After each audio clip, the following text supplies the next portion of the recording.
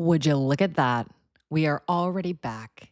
We are back at it again and ready for another episode of the Rehab with Roni podcast. You guys, thanks for tuning in. If you follow me on Instagram, you might know that the last couple episodes of mine have fallen flat on their face. They've taken a giant catapult off a tall bridge and splat, landed face down, and there's no episodes. But I made a commitment to myself to release an episode every single week until the end of time. And so, with no guests in my immediate future, I thought, what better way to reconnect with you guys than to do a little Q&A session? And honestly, everybody really delivered with these questions. There were so many to go through, and I realized that there was a common theme with the questions. There was really funny kind of random ones, and then there were very business specific ones, and then very injury rehab specific ones. So I thought, why don't we not answer all of them today? Because you probably don't want to hear me talk to myself for over an hour. We'll just cover the business ones first because that was the most amount of questions. And then next time I do a little Q&A, I will go back and do all of the rehab specific ones. And I can sprinkle some of the fun ones in between. Let's just get started. First question. Drew says, what is your best advice for starting a PT business, considering how daunting it can seem? You know, this is the funny thing about putting all your opinions online, or at least your experiences and your reflections of your experiences, because I have talked about how I started my business and the steps I took to do so. And I had this notion early on in my content creating career that if I said something one time, then I didn't need to ever repeat it because everyone already knows what I said. But I'm learning as I reach my older years that that is just not the case. Uh, Obviously, new people follow me, people are finding me for the first time, and they don't realize what I've been up to over the past 2 years. And so, Drew, I'm going to talk to you about my best advice. But if you are wanting to learn more from earlier days, Ronnie, I do have an episode. I think it's called How I Started My PT Business. So you can go back and listen to that. But lo and behold, lesson learned. I should probably repeat myself once or twice because new people are hopping on the the Ronnie boat and they want to know what I've been up to. And it would be kind of mean to me to just be like, go back and listen to my old episodes. Next question. So, my best advice for starting a PT business, considering how daunting it can seem. You want to start with some drive. That's going to be the best thing that you can do to have an idea and to put some legs onto that idea and have it start walking and then have it start running. If you don't have the drive and the dream, wow, how tacky do I sound right now? Then you're probably not going to follow through. And also, if you have the drive, it will seem less daunting as you take steps further and further down the road that will lead you to your PT business. Uh, I could sit here and say you need X amount of years of clinical expertise and you need to see this amount of patients and you need to make sure you have this type of insurance and blah, blah, blah. But really, the best advice is find the drive, find your why, whatever it is that excites you. If you're thinking about starting your own PT business, find that niche population that you want to work with, find the location you want to work in, do a little research and figure out what gets you excited and is going to give you that drive when you're having a really low day and you want to give up and you don't want to do it anymore, because the drive cannot be overestimated. Next question. Madeline Mills, DPT. Hey, Madeline, I see you. You were my student, you little cutie. Advice for new grads starting their first PT jobs and how to go about brand deals/partnerships. Loaded question. Let's start with advice for new grads starting their first PT jobs. I'm thinking about myself as a new grad, and I think everybody knows when they graduate school, no matter what kind of school you go to, you don't know everything, and physical therapists are no exception. Obviously, there's going to be tough cases. There are going to be difficult times. There will be moments where you're embarrassed or ashamed that you didn't know the right answer, or maybe you said the wrong thing, or maybe you just don't know what's going on with the patient. But I would tell myself to accept the fact that I don't know and then do everything I can in my power and in my free time to know.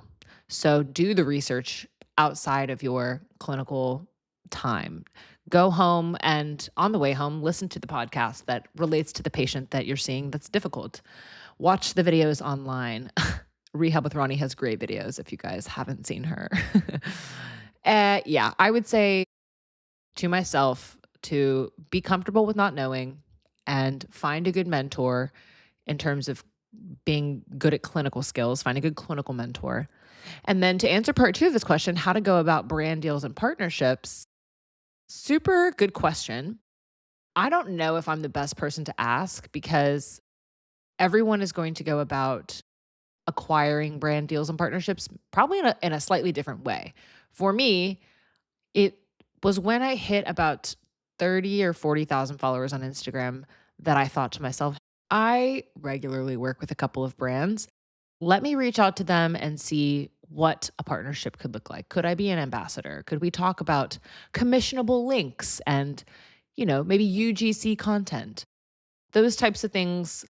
The wheels were turning when I hit a certain amount of followers because I had the prior knowledge just because of my siblings that are in the industry. I knew I could probably make some money online. So, how to go about those partnerships once maybe you've established a following. I reached out. My first partnerships I ever acquired, I had reached out to them literally in the DMs. And this is relevant. My first partnership was Jane. And you guys have heard me talk about Jane. I talk about it on the podcast, I talk about it online. Jane is my clinical management software that I've been using for over 2 years. And it's the perfect tool for a new business owner. And I feel like they're built for the single clinician clinic. I mean, big clinics use them too, and you can have tons of providers underneath your Jane account. But wow, listen to me. I'm like going into a Jane ad. Anyways, it was such an organic relationship, and you can tell I'm passionate about it and I love them. And I knew that before I even reached out to them. I said, hey, I already use you guys on a regular basis. I love everything about what you're doing. Can there be a partnership here? And then you kind of negotiate and you go from there. So that's my answer on that. Next question, 5-step-ish guide on how to open up a cash pay PT clinic. What would you do the same/diff? That is from TLGPT _. 5-step guide. Okay, let me just rattle some things off. I'm going to go just off the tip top of my brain. Number 1, have some sort of clinical experience. I don't know if I would do it right out the gate from school. That just would be really, really tough. That's number 1. Number 2, identify the patient population that you want to work with and become really, really good at treating those people, because one day you're going to be on your own and you're going to be responsible for fixing these people with no one to back you up. Number 3, start thinking about all of the logistics. Think about branding. Think about location. Think about transportation. Are you going to be concierge? Are you going to be located inside of a gym space? Are you going to get your own lease? Are you going to work out of your house? Think about liability insurance, all of the logistics. Number 4, start now creating good relationships with people that you think in the future will be great referral sources for you and your business. That could be a gym owner. That could be a surgeon. That could be a family medicine doctor, a massage therapist, a personal trainer, your mom's best friend and all of her tennis friends. You know what I mean? Number 5, keep on going. It's just the most rapid fire 5-step guide, but don't give up. And if things aren't working, zoom out and analyze why. Be analytical of your process and don't just keep doing the same things if they're not working. What do they say? The definition of insanity is doing the same thing over and over again and expecting a different result. I don't know. Someone said that's one time, and that is my advice to you.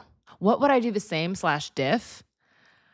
Ah, I don't know. I don't like to comment on what I would go back and change because I really like how things are going right now. So I don't really have an answer for what I would do differently. What I would do the same is everything that I have done up until this point. You know what? No, I changed my mind. I said one time in a podcast episode, I think in my marketing episode, I talked about how you don't really need to spend money on Google ads and Meta ads and just digital marketing. And I think that can be true. And I actually just talked to somebody the other day. She's a girl from Texas who is working out of her home, and she's done zero marketing in terms of ad spend, just word of mouth, and her schedule is full. So I don't think it's always necessary, but I think I could go back and probably spend a little more money earlier on those types of things just to fill the schedule. Okay. I hope that answers your question. Next question. How many clinical client hours are you doing a week as a solo practitioner? Oh, Dr. Andrew Lee, you obviously don't know me very well because I'm not a solo practitioner anymore. I hired a PT last year, and she sees the majority of the caseload right now. Let me break it down for you guys real quick. I hired her as a temporary 1099 contracted hire. I thought, what better way to keep the doors open, to keep the wheels spinning, to keep churning and burning this business while I'm on maternity leave than to hire some stellar PT. And then in walks Delaney, and she was just this magnificent, magnetic personality. And I knew that she was going to be an absolute hit. And thank God for her, because I really, truly dreaded the idea of closing my doors during maternity leave. I didn't know how long I was going to be out. I didn't want to feel pressured to go back to work. And so I hired her. Now, that was back in June of last year. We're almost coming up on a year. Then, when I decided to come back from maternity leave, I loved her so much, and so did all my clients. And she was kind of like, hey, Roni, what do you think about me staying? And so I said, let's have you stay. So now she's switched over to a W-2. She's a full-time employee. And I am currently in the midst of trying to build up my own caseload. So really, she sees 20 to 25 patients a week. We've agreed that she would kind of max out at 30. So to answer your question, if it was me in her shoes, how many clinical client hours would I be doing as a solo practitioner? 30 max. And that would be truly a max, because I'm also over here trying to churn and burn some content, record a podcast, edit, post a podcast, be a mom, exercise, write a newsletter. I do a lot of these things on my own. So I don't know if I could actually do 30. Let's actually go back and say I would probably do 15 to 20. And that would be cool. I'd be happy with that. So me personally, I see a handful of patients a week, and I want that to be more. I really love patient care. That's why I got into this business in the first place. I am spinning a lot of plates right now, but that is how it's going so far. And we love Delaney. She's an absolute rock star. Next question. Tacey.fishbach said, is your salary as a clinic owner equivalent to /more/less to when you were just an employee? This question is so good because I think a lot of people ask it or are afraid to ask it, but they wonder. I know you guys are out there on the interwebs looking at these other people owning their clinics thinking, is the financial risk worth it? Are they doing okay? The answer is yes. I was able to replace my income. I quit April 1st of 2024. And by the end of the summer, I had replaced my income and then some. So that was a pretty cool feeling. Now, let's talk about what I was just saying earlier. I did hire a PT. So now I have somebody working underneath my company name. I'm paying her a full-time salary. If I was just a solo practitioner without having hired somebody, I would, yes, still be making more. I would say between the money that I make online and then in clinic and then virtual rehab programming, I still make more than I would if I was just an employee. But hiring somebody does change the balance of the balance sheet.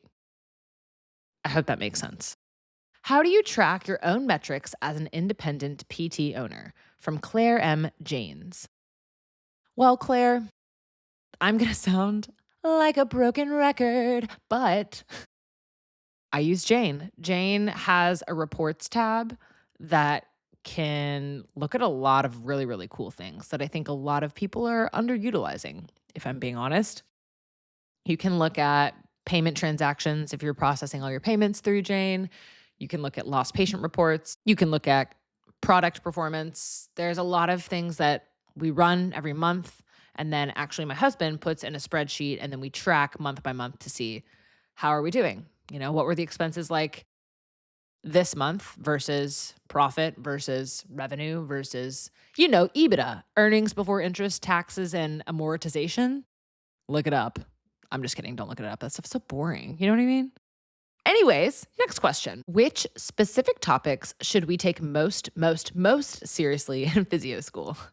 Sarah Papp. Mm, I think that will vary depending on the person and their interests. For example, I knew I was going to work in outpatient ortho. I honed in on my manual skills. I honed in on my all of the outpatient related skills, home exercise programs, patient communication, building client rapport, if you will. But then my lab partner, she got into research. So would it have made sense for her to really hone in on those manual skills and get really good at joint mobilizations and soft tissue mobilizations and palpation? Probably not. She was taking much more interest in the statistics class that we took and the research classes and the research projects. And obviously, you sort of have to be the jack of all trades and the master of none when you're in PT school. You have to check all the boxes. But if you know where you're headed, you can definitely zero in on that and become a little more specialized ish, even though you're still in school. Next question. What skill changed your career the most? Mm, I don't know how to answer this question without sounding like I have my own head up my ass. I'm going to say communication. It all comes down to communication. What skill changed my career the most was communication. Yes. And I could thread that through every single experience that I've had that's led me to this point, all the way back to when I was still working in my corporate PT job. I was open and communicative about the fact that I was treating people outside of my normal work hours at this gym. And that led to further discussions with higher ups and them saying, "Hey, Roni, we don't actually think that this is kosher." I was like, okay. And I had a really open and honest conversation then too. Fast forward, having great communication skills to market my business, forge relationships, communicate with patients. Yeah, communication. And that's a really difficult one to just say work on your communication. I'm kind of reverting back to the last question. They said, what should I focus on the most in PT school? I could say communication, but gosh, what a blanket term. I mean, there's so much that embodies communication. You have to be understanding of people and be able to put yourself in their shoes and see where they're coming from, especially as a clinician. And you have to be assertive sometimes, but you also have to be a good listener and read the room. And all of those things, there's so much nuance. All of those things take time. So to the question before, work on your communication too. And yeah, I would say that is a skill that has changed my career the most. Because if I was a crap communicator and I was a weirdo or I was just kind of awkward and silent, I just don't think I would be where I am. I definitely wouldn't be doing this podcast. Okay, next question from Unzipping Nutrition. How do you stay humble and charismatic with such a large audience? You guys are gassing me up. No. How do I stay humble and charismatic? I think charismatic is genetic. You guys should meet my mom. You should meet my dad. My parents are full of charisma. What's a good synonym for charisma? Because they are that, but they are also something else. Here, let's look it up. Charismatic synonym. Magnetic, mesmerizing, electrifying. Yes, engaging, charming, winning, articulate, eloquent, persuasive. All of these sound like my family. And I don't want to, you also said that I was humble in this, and I don't sound humble right now, but I really do attribute it to the familial ties because I don't know. I don't know how I stay charismatic. I just show up on the internet and try and talk to you guys and try to not be super fake or way too curated because I think that's obvious. I think the most uncurated version of me you'll see is here on the podcast because I'm not on camera and I'm just like, hi. But that's the charismatic. And as far as the humble goes, how do you know I'm humble? What if I'm so full of myself?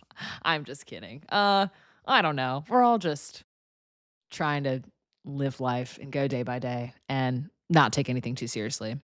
I wake up every day and think this could be the last one. And that might sound super dark, but it also grounds you, Makes you think, what am I going to do today? How am I going to make it great? All right, next question. What made you want to get into your business? From Nessa Gab. I'll do a three-part answer. Number one, more ownership over my time. Number two, the desire to have a family and be able to spend quality time with them. Number three, life is too short. That is my answer. And I can expound a little bit.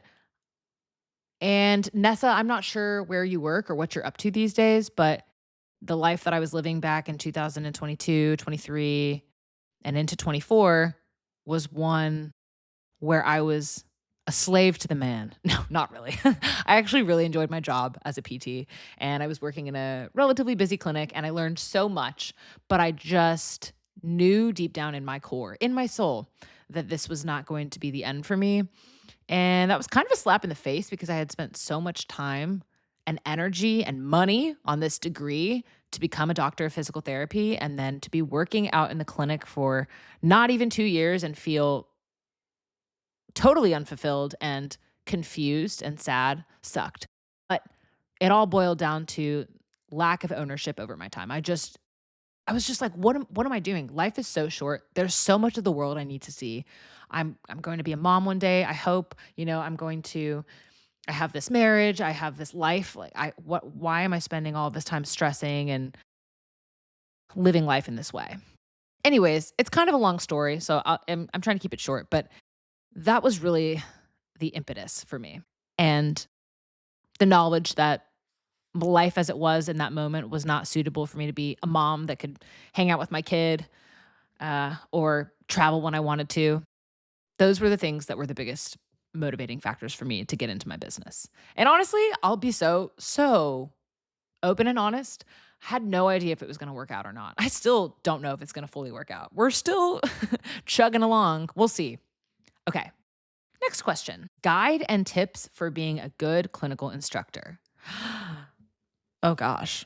Well, I would have to answer this question with the assumption that I am a good clinical instructor, and I just don't know if that's the case. I've had two students. One, their rotation lasted maybe 2 or 3 weeks. And then the other one was just recent, but it was very split up because I'm not in the clinic 5 days a week. So she was with my PT Delaney more than she was with me. So I will go about this answer under the assumption that I'm a good clinical instructor, but who knows? You know what? No. Why don't we do this? I'll talk about the great clinical instructors I had, and I can tell you what I thought made them great. I loved as a student when my clinical instructor would gradually let me dip my toes in the water. So I'm specifically thinking about my third year in my outpatient orthopedic and pelvic health rotation. During an initial evaluation, she would let me do the subjective, and then she would kind of run through the rest. And then the next week, she'd say, okay, you do subjective and these parts of the objective exam. And then she'll do the rest. And then, okay, you do subjective, objective, and then let's go in the other room and let's talk about what you think is going on and come up with 3 differential diagnoses. And then we can kind of reason why or why not these might make sense. And then it was just very gradual, but a very concerted effort to help me learn, and learning by example and with visual learning and with kind of a teach back method. That type of stuff was awesome for me. And I never felt pressured. I never felt rushed. I was able to relax and be myself, but also I was challenged because, they were challenging patients. And at the end of it, I was seeing my own caseload. I also remember during my first clinical rotation, my CI would stop me after every day before I left and just ask, what went well today? What do you feel like we need to work on? And sometimes I was so tired of the conversation, I just wanted to go home. And in retrospect, I do appreciate that she was being that open and communicative with me. Common theme of the episode, communication. Okay. Next question. What sign to look for that you're with a good PT? Any red flags? This is from kk.kitty11. What to look for that you're with a good PT? They should be asking you about your goals, not in just the short term, but in the long term, and not just to get rid of pain, but what are you trying to get back to? What's limiting you? What does your perfect day look like where you're not affected by this issue whatsoever? And then how can we get there? And ideally, they're not just stopping at, okay, these are the 3 exercises I want you to do at home. They need to be progressing those exercises. They need to be looking at what you're doing outside of just those exercises. Like, do you have a gym program? Can we modify the programming? Are you a runner? Are you going to 5 fitness classes a week? Is it an overload issue? I think a lot of times PTs miss the mark because they obviously know that maybe you're too sedentary or maybe you're too active, but they hang their hat on these 3 or 4 exercises are going to fix everything, when in reality it is a much bigger picture than that. So the physical therapist should be coming from the approach of, this is going to take some time and we're going to have to look at a couple different aspects of your life to make sure that we don't miss the mark. And then I think red flags are, this is just maybe me personally, but if you have to consistently repeat yourself, like they can't remember what it is that's going on or why you're there or what you're trying to get back to, that is someone that either isn't listening or is too busy for you. And that's my answer on that. It's already been 30 minutes. Oh my gosh. Guys, see, this stuff takes so long. Okay. I'm going to just rapid fire get through these. Oh, Nikki Ottaway said, what are the best pivot stories? It happens in the treatment room, in entrepreneurship and family. Pivots have shaped you, learned from, blessings in disguise. What a lengthy question. My best pivot? My best pivot is this episode because I'm just kidding. I had 2 guests planned and I had to pivot and sit here at my kitchen table and record my answers to these questions instead. And here we are, Nikki Ottaway. No, I'm just kidding. Well, I think the obvious answer is a really solid pivot for me was being given that ultimatum when I was working my full-time job. They said, Roni, you can either stay here and quit your gig at the gym where you're treating patients outside of here, or you can stay over there, but you have to quit here. I bet on myself and I said, okay, skirt, pivot. We're gonna do our own thing. And that is how my life has unfolded over the past 2 years in such a beautiful way because of that pivot. I kind of do feel like that's the obvious answer, but nothing else is really coming to mind. Okay. One thing as an entrepreneur you never thought you would have to overcome but did. From M Abernathy 13. One thing I never thought I'd have to overcome but did. Well, for starters, I don't think I sat down and ever projected into the future and thought I will never have to overcome this. I never knew what I was getting myself into, and to this day I still don't. Every day is a mystery. But what did I think I would never have to overcome? What have I overcome? Well, honestly, no, I have an answer for this. Hiring somebody. And not even that that's a big mountain that I have to, traverse and climb and an obstacle that I have to get over. But when I left the corporate world and started my own gig and just was trying to replace my income and live my life, I did not foresee a hire. I really didn't. And it comes with its own challenges, but it's been so fantastic. Next question. And I can't read the username on this one because I had to screenshot it. Qualities that make high-level PTs. Whoa. Kind of a double whammy here. We kind of just got that question, but I'll answer it from a different angle. First off, I'm not the best clinician in the world. Let that be so clear. I've only been out for 4 years. There's so many things I don't know. I'm constantly trying to learn, which I think we could include in my answer. Continuous learners, they make high-level PTs. But I would like to answer this from the angle that I am not the best PT in the world. So don't ask me, but since you're asking, a high-level PT is somebody who, like I said previously, listens to you, listens to their patient, doesn't try to put words in their mouth or insert their diagnosis prematurely. Somebody that practices what they preach. So if they're telling you to exercise or they're telling you to train a certain way or do certain things, they better damn sure be doing that. You know what I'm saying? They read research, and I don't just mean headlines or abstracts. They're staying up to date with research. How about that? Because a lot of times the research that I'm getting is via podcast, so I'm not reading it with my eyeballs. They are humble and that they don't have to know the answers all of the time and know when it is appropriate to refer out. Next question from Alexi Binger. Where do you like to get your exercise ideas from? Everywhere. I get inspiration from people that I follow online. I get inspiration from playing around in the gym and kind of weirdly integrating my dance experience with exercise too, because sometimes I'm like, oh, what if like I pointed my toe and did a little hip external rotation or did. So personal exercise experience, YouTube, trial and error, all of those things. I do think one thing that's changed in my brain is I thought all of the exercises that existed had already been created. Like we're done. There's no more. But that's not true. There's lots of planes of movement and lots of things that you can do to tweak things and make them your own. So I think it's kind of fun. You get to be creative. From Pilates Ashley, how do you sell treatment plans? Do you sell packages or do they pay as they go per visit? Superb question, because wow, what a change my life has taken. Okay, that's dramatic. My life hasn't taken a huge change, but my approach to selling plans of care has changed massively. When I first opened up, I was charging visit by visit because I was horrified of asking anybody for money. I was like, I'll just treat for free. Like, it's fine. I'll just go die. And I never sold a package because that was just an insane concept for me to grasp. Now I do offer, they can pay visit by visit. I don't encourage it because I think it helps tremendously with compliance with patients and with outcomes, honestly, if you can get them into a package. So this is my spiel.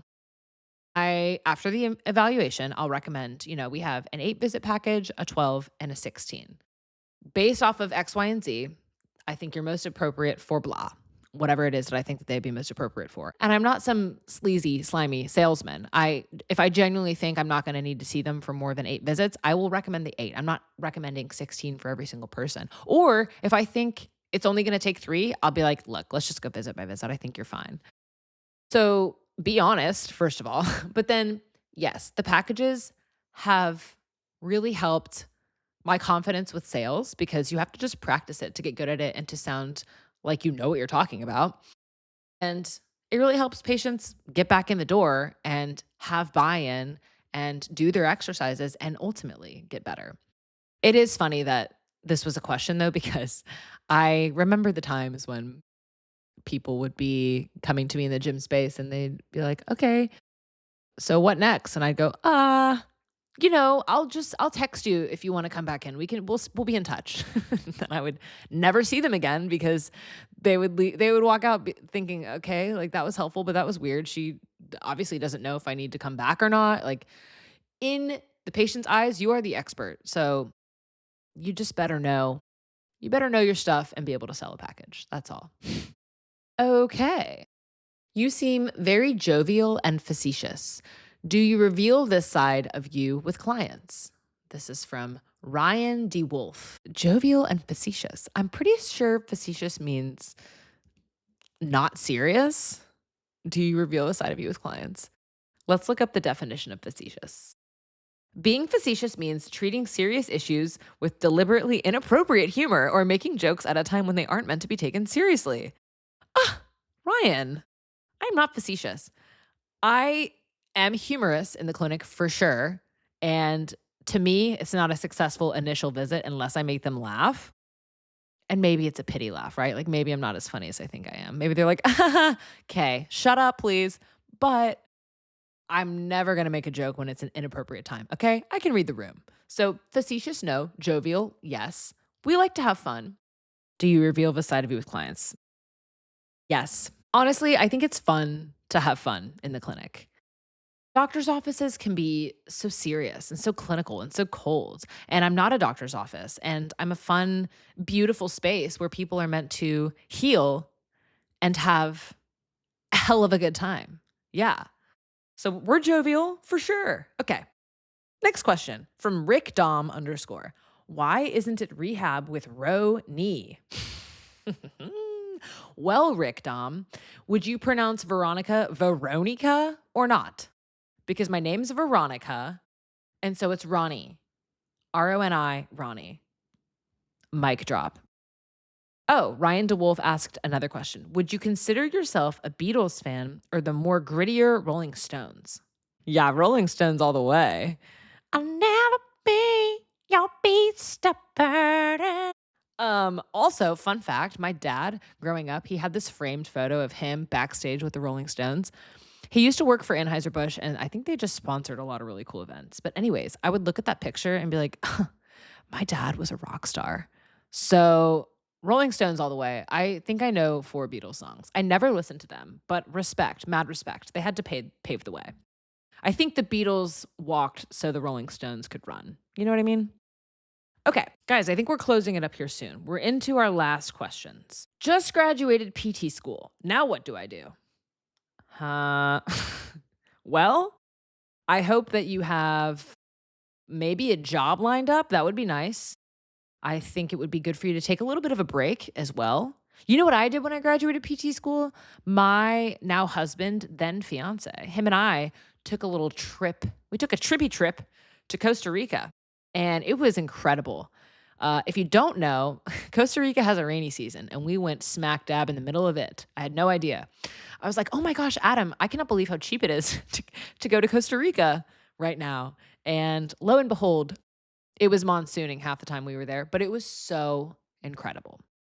All that to say, I think it would be a good idea to, prior to you starting your job, have a little travel escapade. Or if you're not into traveling, go lay outside in the sun.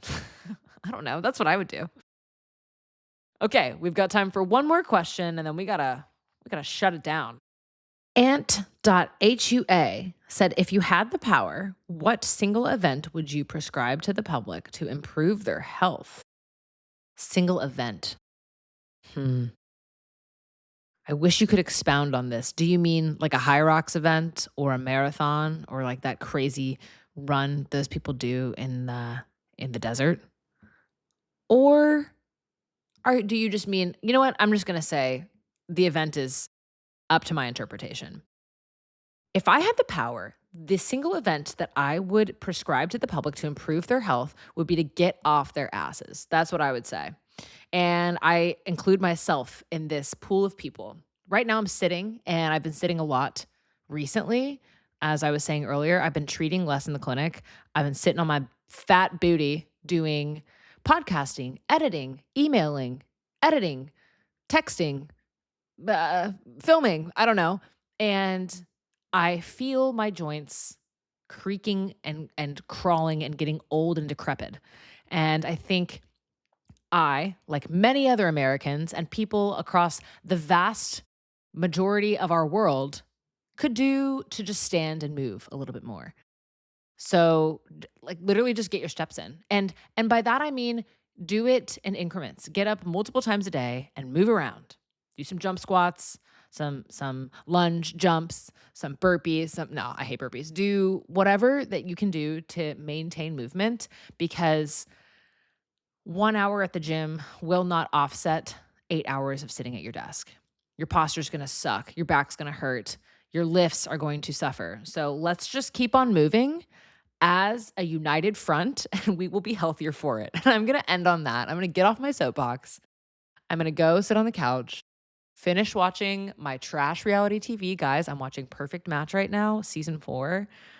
I don't know why I can't stop watching it. Like, I know that this is bad for my brain. I know I could be doing way more productive things, but it's 9 p.m. and sometimes you just got to turn it off and turn the TV on.